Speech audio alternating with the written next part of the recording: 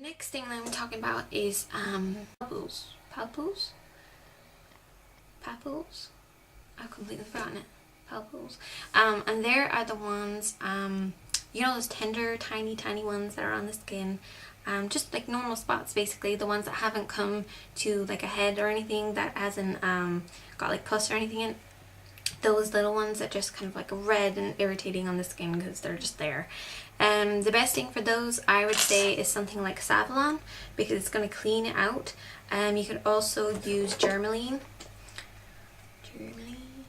but you only apply it onto the very tip of the spot. You don't want it all over the face or anything. So you only apply it to the problem. That's the main thing. A lot of people decide that they're going to put whatever it is all over the face. No. Pupules are the ones that are like those, except they have the pus on top. For those ones, those are the ones that they usually pop. I don't suggest popping things because they can actually go further into the skin, cause a bigger problem. You can't really push those things out.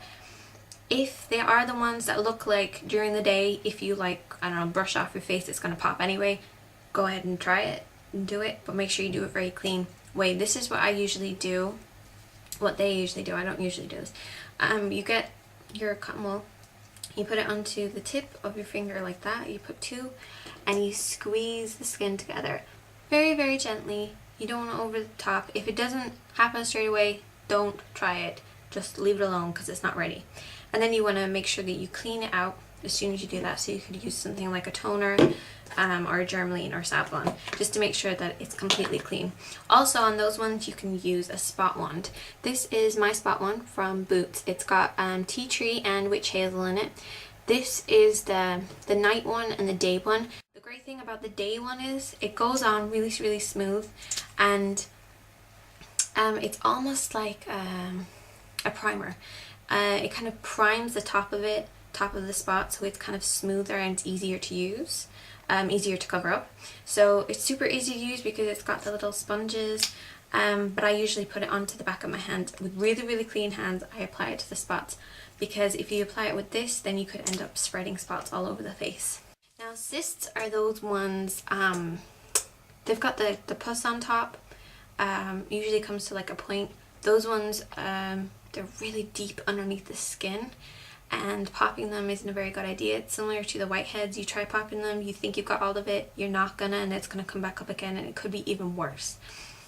So you're best off leaving them alone, unless you're pretty sure that your skin can handle popping. But not only does popping spots kind of cause scarring on the face, but it can also scar other areas. Say if you try and pop here, you could end up scarring here and bruising the actual skin. Covering up bruising using makeup is really hard to do. Nodules are those ones that are like, you know, the really horrible ones that you might get on your forehead, the massive ones that give you a headache even when you touch them. We're so deep under the skin that it really hurts. The only thing that I found that's any good for those, because it's so deep under the skin, is Sudocrem. This is what I always use on those things. I don't use Sudocrem on any other spots because I just don't think that it works very well. And because it can cause a little bit of scarring, but those big massive ones usually cause a little bit of scarring anyway, so it's kind of best to get rid of them anyway, because it really hurts. And this is the only thing that I found that kind of got rid of the pain and brought down the swelling. You can also use toothpaste on those ones to draw them out. And then you want to use something like Savlon Germaline. I know people tend to bring spots out so they can pop them, but you can't do that with nodules. They're just a couple of the most common type of spots. Now, if you are prone to spots and you think that you might have acne, which is usually a lot of spots like all over the face, which cause scarring, go to a dermatologist, go to your pharmacy, and make sure that you get something specifically designed for acne. Now, don't go using acne products if you only got just one spot a month or something. You're going to dry out your skin and can cause problems like flakiness and stuff like that. But if you do have acne, or if you're unsure on whether you do have acne, go to your pharmacist, ask them, or go to a dermatologist. I know it's really expensive, but you're better off actually going to someone who knows what they're talking about rather than trying to figure it out on yourself, especially if you're kind of new to makeup and stuff, or if you don't really have anybody to really talk to about these things. Maybe nobody in your family has ever had acne and you can't really figure out whether you do or not. But if you do, it's, I know it's really, really hard. I know it's depressing. I know it's upsetting. But just, just try and not let it ruin your day or your confidence, or even, your teens. So just try and go out there and find some help if that's what you really need, and just, let your personality show through.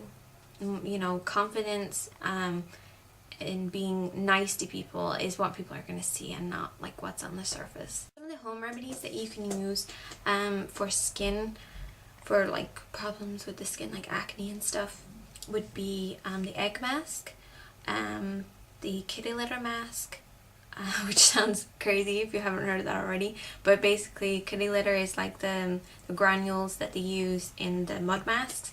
Mix it up with water, you apply it on the face, it dries like a mud mask, and that's going to draw out any spots. If you're doing it for an occasion, make sure you do it at least 7 to 10 days before, so that the spots have time to come out and then they have time to heal. You could also use a tomato mask, which I talked about a few minutes ago. Just rub the tomato slice all over the face, or you could chop it up, you put it in the freezer, you take out the cubes, the little cubes of tomato, and you rub it over the skin. Ice is really good for tightening pores, and the tomato is actually gonna help with the actual skin problem. So it's gonna get tightening and also cleaning. Tomatoes are great for any type of skin problem. Even I heard that you can just, if you regularly eat tomatoes, it can be really good for sunburn and help preventing you from getting sunburn. That might not be true, but that's what they say. Other things that I make sure that I do is always have clean hands, never touch the spot. Clean your brushes regularly. This is what I use to clean my brushes.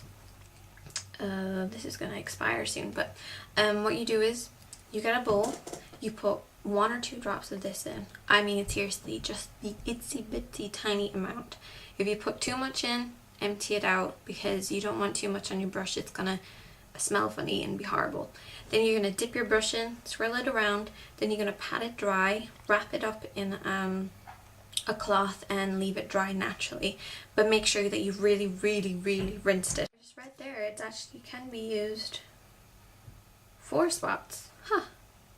Okay, so this can be used for spots too, but I wouldn't use it on the face. But if you have acne in your back and stuff, just remember to always keep your skin clean. And the cleaner your skin is, the less chance you're going to get more spots. Make sure you don't spread spots by touching them too much and then touching the rest of your face. Make sure everything that you use is clean. If you're going to be using somebody else's brush, somebody else's makeup, make sure you always use your same brushes. If you're going to be doing somebody else's makeup, make sure you always use their brushes. Always make sure that your brushes are clean. I think that's pretty much it. I don't really have anything else to say. I will put this on my blog. If you want to check out my blog, it's sineadikatie@bloggers.com or something. I have to put a link to that. Also, you can check me out on Twitter. Just started Twitter like a while ago, but I've only started really using it now. That's for more of a personal side. Bloggers is more of actual things that I'm going to be talking about, just so that it's written down, facts for you guys, just in case you think, what did she say in that video? And then you can't go back to watching it again or whatever. So I'll do a quick write-up on spots and stuff. I hope you enjoyed it, and I hope this kind of helped you. If you have any problems, any issues, anything, write a comment, send me a message, go to my channel and then press send message, and then I'll get a personal message that nobody else can read, just in case it's like, I don't know, you don't want everybody else knowing. Or just rate, subscribe. I'm Sinead Katie. Thanks for watching.